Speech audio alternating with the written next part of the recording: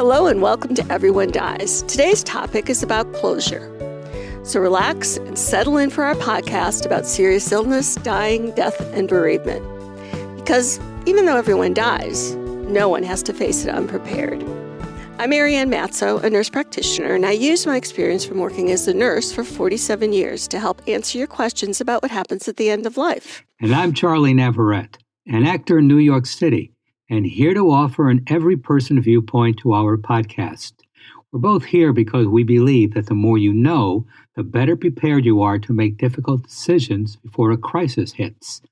And please remember that this podcast does not provide medical nor legal advice. So please listen to the complete disclosure at the end of the recording.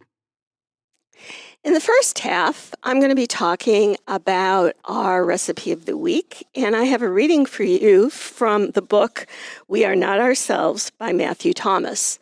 In the second half, Charlie is exploring the topic of closure. And in the third half, we're going to be talking about something. What are we talking about? We're talking ambiguous losses. Oh, so it's not about the new item on the menu at White Castle, right? Is there a new item on the menu at White Castle? No, but I can dream, can't I? Actually, I think they keep putting in foo-foo things at White Castle. What was the last thing I saw? Something about, please imagine an onion rings. However, instead of onions, chicken. So, yes, I know. I see the look on your face. So, like chicken nuggets?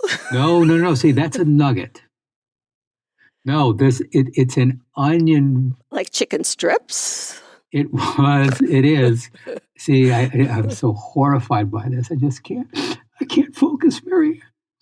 No, it's, oh gosh. Instead of an onion ring, it's a chicken ring.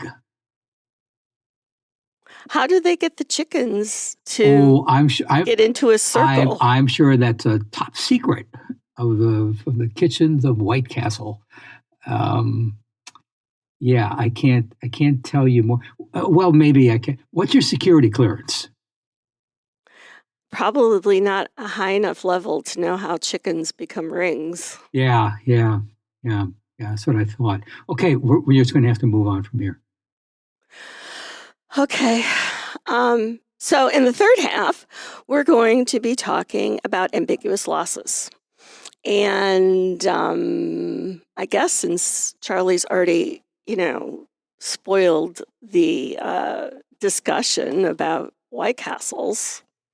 What? Was there anything else? Again, it's just due to security clearance. Oh, you know what? No, tell me. Why don't you tell us about today's recipe? So, our funeral lunch recipe is feta dip.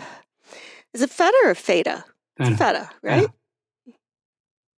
All right. Our funeral lunch recipe is feta dip, smoothed out with yogurt and a heap of soft herbs, turning it into a funeral lunch offering that's light, fluffy, and very green.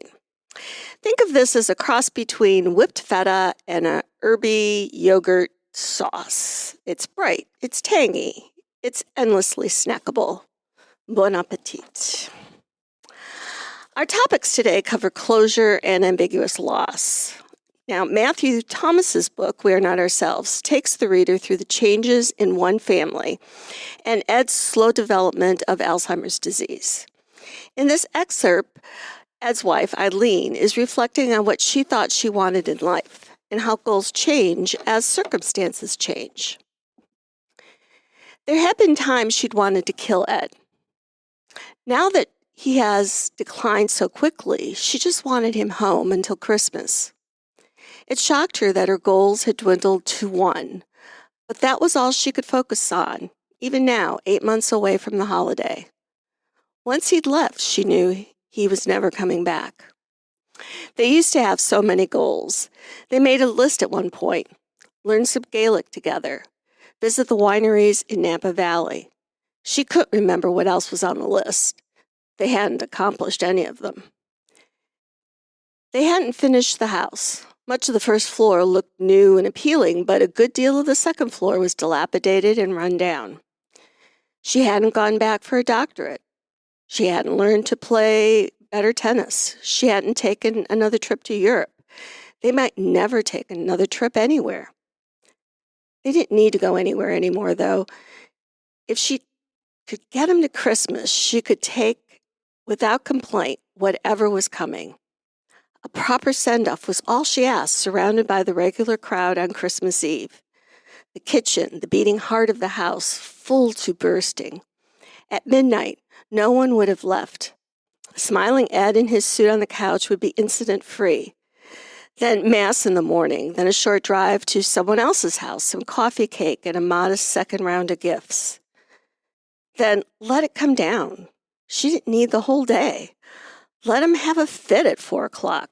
Let him be raving and dangerous and inconsolable. She'd drive him over to the home herself. She always hated Christmas night anyway. It was the loneliest night of the year.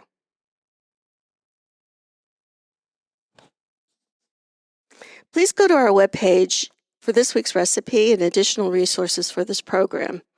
This is the part where we ask you for your financial support. Your tax-deductible gift will go directly to supporting our nonprofit journalism so that we can continue to be accessible to everyone. You can donate at www.everyonedies.org. That's EVERY, the number 1, dies.org, or at our site on Patreon under Everyone Dies. Charlie? Thanks, Marianne. In our second half, when difficult things happen, for example, getting ghosted, being fired, losing a parent, we want to know why or how did this happen? What will it take to feel better again? In short, we seek closure. Experts say that closure may help some people heal. Ari W. Kruglansky, a professor of psychology at the University of Maryland, states that a resolution can make it easier to transcend that particular event and move on to other things. But is closure always necessary? And is it always possible? Dr. Kruglansky and other experts say the concept can be both useful and harmful. So what is closure? Psychologists say closure to describe the feeling of having finished or concluded something.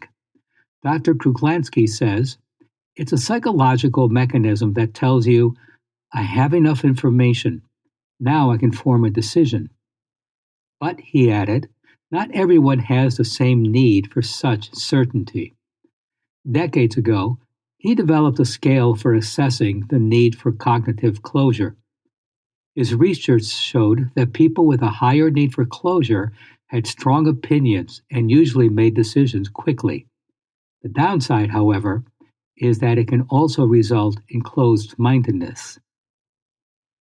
People with less need for closure had more trouble making decisions and were more open-minded. Research suggests that circumstances and life history can make us crave closure more than we normally would. Someone who grew up with abusive parents, for example, might fear the unknown because they had negative experiences with uncertain situations in their childhood, Dr. Kruglansky said. People might also seek closure when they lack confidence in the future, when they are in a time crunch or when they feel exhausted. So, is closure a good thing? Well, it can be. Seeking closure can help people arrive at decisions and make sense of difficult circumstances. Psychology professor Dan P. McAdams at Northwestern University studies how people tell their own life stories and how this creates meaning for them. His research of the middle-aged found that people who are flourishing are more likely to tell redemptive stories about negative events from their past, a form of closure, than those who are struggling. For example, instead of thinking about a difficult divorce, they might accept the narrative that leaving their ex allowed them to find someone who was a better match. But sometimes there is no happy ending or useful answer. Nancy Burns, a professor of sociology at Drake University and the author of Closure, The Rush to End Grief and What It Costs Us, knows this intimately. After her first child was stillborn, she received a sympathy card that said, "Someday, this will just be a memory." She found little comfort in that message. She states, "My reaction was that I don't want it to be just a memory. This is still my child." The idea of closure can appeal to us with the promise of ending our pain, she said. But in her view, we need space for both joy and grief because they are sometimes intertwined. With that in mind, can you ever really get closure? Sometimes. Let's say you're waiting for a test result and your doctor tells you you don't have cancer. Now you have closure. Unfortunately, reality doesn't usually provide simple answers. Take ambiguous loss. A family member with dementia, addiction, or a traumatic brain injury might be physically present but psychologically absent, which brings grief but not closure. Or a family might be coping with the death of a relative whose body was never found. Sometimes the closure we seek does not have the outcome we expected. For example, you might long for answers from a person who refuses to talk to you. If they ever agree to offer an explanation, it could make you feel worse. Closure does not necessarily feel good, Dr. Kruglansky said. A satisfying resolution isn't tied to what someone else does or says. It depends on whether you accept the information you've learned and also trust the source of that information. Only then is it truly closure. Professor McAdams observes that while coming to a decision or reaching a conclusion can be helpful, closure often implies a finality that may not be realistic. He suggested thinking about closure as a temporary resolution rather than something permanent, stating, "Life changes, and sometimes you revisit issues that you thought were resolved. I think there's got to be a certain kind of openness, even as you get older." Marianne, your thoughts on this? You know, what I'm thinking about is, you know how you watch films when you're younger and you think that you know what they're about? And then Yes. you watch them Mhm. when you're older and you say, I didn't know this film was about that. And it's the same film.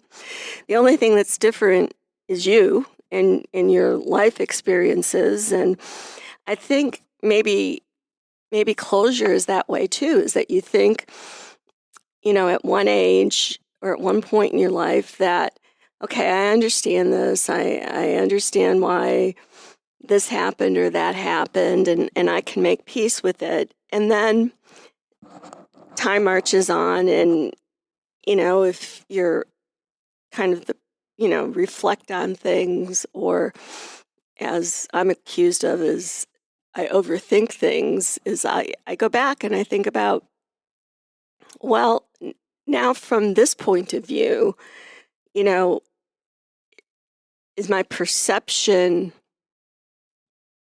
accurate? I mean, it was accurate at the time, but with the advantage of time and learning and aging and other experiences, is it the same? And I find that it's often not the same, Yes. that I have a different insight into it because I guess maybe I have more information or different information than I had when I was 20 or 30 or 40 or 50 or 60. Go on. That's as far as I can go right now. Do you find that? Oh, very much so. Just in sometimes with people I haven't seen in a while, and either for some reason we just wouldn't regularly keep in touch, and now I run into them, and I understand why I did not keep in touch. It was just there was no connection, but I didn't understand why there was no connection. And like you, sometimes I overthink. Um, yeah, there was nothing to think about. There was no real connection there, and I didn't need that Catholic upbringing, like guilt thing that I still occasionally feel like, oh, but you should be polite. Well, yeah, polite, but you don't need to sit around and have a drink with someone. Yeah, and also as you mentioned with movies, did you ever see The Man Who Would Be King? I mean, Man, I don't remember it, but it seems like I probably did. We are going back to the 70s.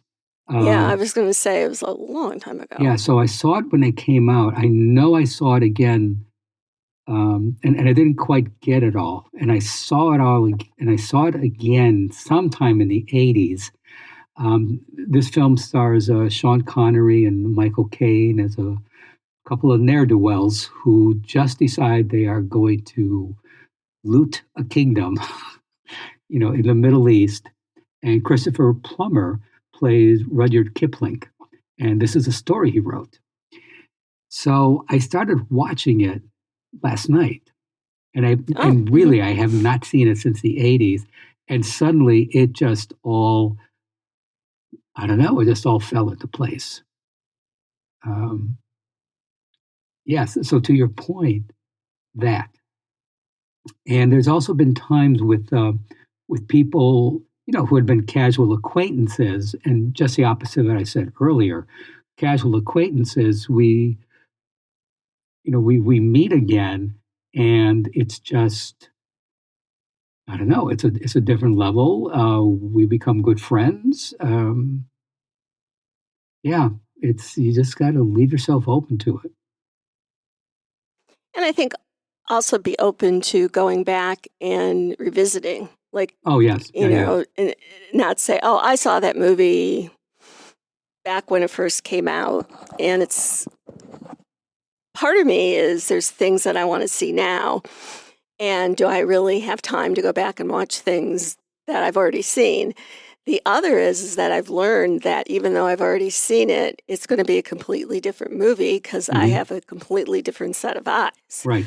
And so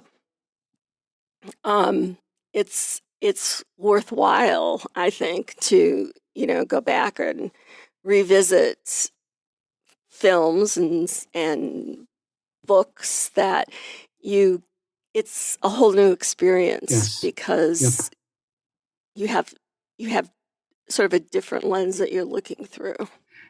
And I think closure can be that way too, or lack of closure. Yeah. You can say, back at one point, I really wanted to know why. And maybe at this point, it's like, I don't really need that anymore. I've moved on. It's not as important as I thought it was at the time, because at the time it was important to me. But now, I got, as they say, other fish to fry. Yes. And it'll fluctuate with closure as and it's funny because, funny for two reasons. I resaw the Marx Brothers film Coconut. I don't know how many times I've seen it. You must have seen it 100 times. I just fell off the chair. It's like it's just so funny. Because you're weak and old? Yeah, I'm sure that's it. Hit you with my cane.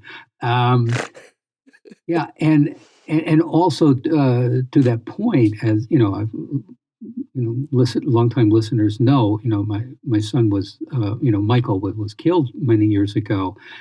It's strange. I had a dream of him last night, and he was, this is strange. Actually, with his mother was in it too, but it was just Michael was there. Strapping young lad he was. It was peaceful, but he was just quiet, and I woke up with that, and I just laid in bed for a while, it was nice to see him. Mm-hmm. I wish there would have been interaction in my dream, but it was just nice to see him. Was it comforting that he was peaceful? Because he wasn't always peaceful. No, he wasn't.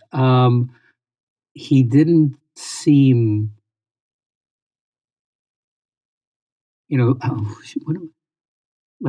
completely peaceful. It was okay. I mean, there are dreams I've had of him, and I told you, I mean, a long time ago, there was one where he is with my mother in a village, which to me looked like Mexico, and they were just enjoying each other's company so much. I felt privileged, something beyond privileged, to just be standing there watching the two. It was just very sweet. That wasn't there last night, but he was. I don't know. I'm just glad I saw him. Mm-hmm. Yeah. So yeah, and to your point, yeah, closure, fluctuates. And I don't know, honestly, Mm-hmm. if it's possible to have closure with, the violent death of a child.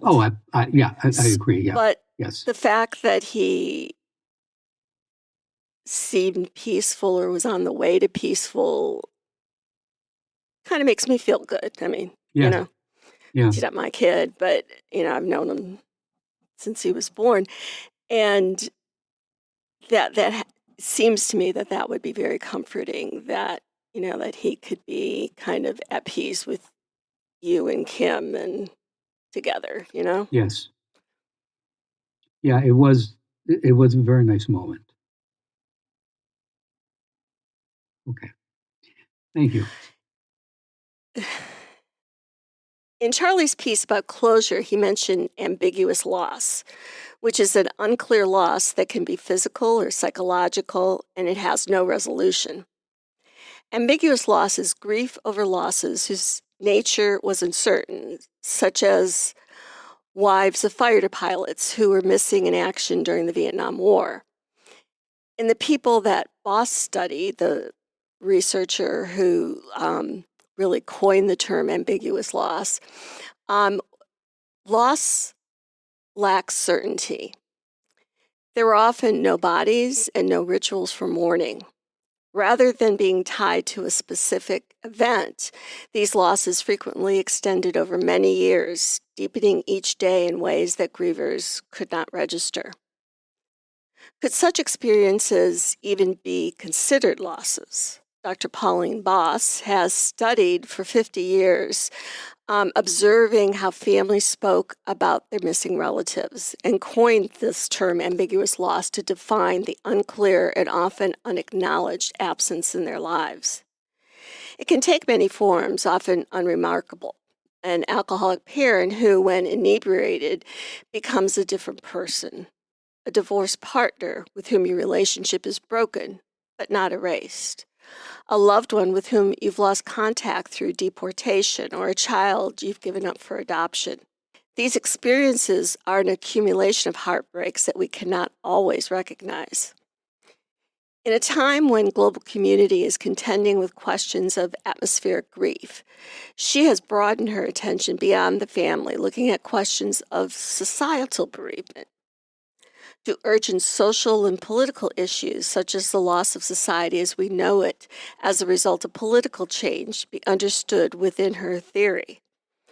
This reflects ambiguous loss, growing influence, and breadth as a tool to understand why and how we grieve. In trying to describe losses that society doesn't always recognize, Boss might be helping us to rethink the nature of loss altogether. Please stay tuned for the continuing saga of Everyone Dies, and thank you for listening. You can find more podcasts about our series about grief on Spotify, Apple Podcast, or your favorite podcast app. Follow and subscribe to the show. Share it with someone who needs a little hope today. This is Charlie Navarrete, and from Harry Potter author J.K. Rowling, things we lose have a way of coming back to us in the end, if not always in the way we expect. And I'm Marianne Matzo. We'll see you next week. Remember, every day is a gift. This podcast does not provide medical advice. All discussion on this podcast, such as treatments, dosages, outcomes, charts, patient profiles, advice, messages, and any other discussion are for informational purposes only and are not a substitute for professional medical advice or treatment. Always seek the advice of your primary care practitioner or other qualified health providers with any questions that you may have regarding your health. Never disregard professional medical advice or delay in seeking it because of something you have heard from this podcast. If you think you may have a medical emergency, call your doctor or 911 immediately. Everyone Dies does not recommend or endorse any specific tests, practitioners, products, procedures, opinions, or other information that may be mentioned in this podcast. Reliance on any information provided in this podcast by persons appearing on this podcast at the invitation of Everyone Dies or by other members is solely at your own risk.